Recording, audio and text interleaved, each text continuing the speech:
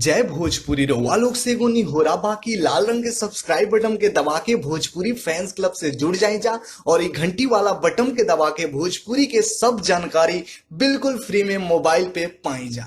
वह सब भोजपुरी श्रोतागण के हम जी तिवारी जी भोजपुरी फैंस क्लब के माध्यम से प्रणाम करल बानी। रिपोर्ट में बतावी जा रहल बानी कि सुपरस्टार खेसारी लाल यादव जी के एक और वीडियो सॉन्ग के धमाका होके जा रहल बा कल सुबह। जी हाँ भैया, कल 3 मई के 6 बजे खेसारी म्यूजिक वर्ल्ड पे आप लोग के सुने के मिली भतार रहे दूर। जी हाँ भैया, भतार रहे दूर के फुल वीडियो सॉन्ग जौना के आप लोग तस्वीर स्क्रीन पर देख रहल बानी जा। कुछ क्लिप कुछ फोटो आप लोग के बीच में चल रहा बा, जेमे खेसारी लाल यादव जी के साथ नीलकमल सिंह जी देख रहा बड़े। खेसारी लाल यादव जी कॉमेडी अंदाज में नजर आ रहा बड़े। ते गाना के फुल वीडियो जौन बा कल सुबह 6 बजे खेसारी म्यूजिक वर्ल्ड पे आप लोग के देखे के मिली। तो रेडी हो जाई जा, कल सुबह होके जा रहा बा भत्तार रहे दूर के फुल वीडियो के धमाका सुपरस्टार खेसारी लाल यादव जी के धमाकेदार वीडियो सॉन्ग। तो कैसा लागल आप लोग की रिपोर्ट और तस्वीर नीचे कमेंट सेक्शन में बताई जा। लाइक शेयर कमेंट कर जा। मिलत नहीं अगला वीडियो में अगला न्यूज के साथ। तब तक भोजपुरी के कोनो भी खबर अपन भाषा में जाने खातिर लाल रंग के सब्सक्राइब बटन को दबा के जुड़ जाई जा। घंटी वाला बटन दबा के सबसे पहले खबर देख सकते हैं बिल्कुल फ्री में। जय भोजपुरी एकता बना के रखी जा।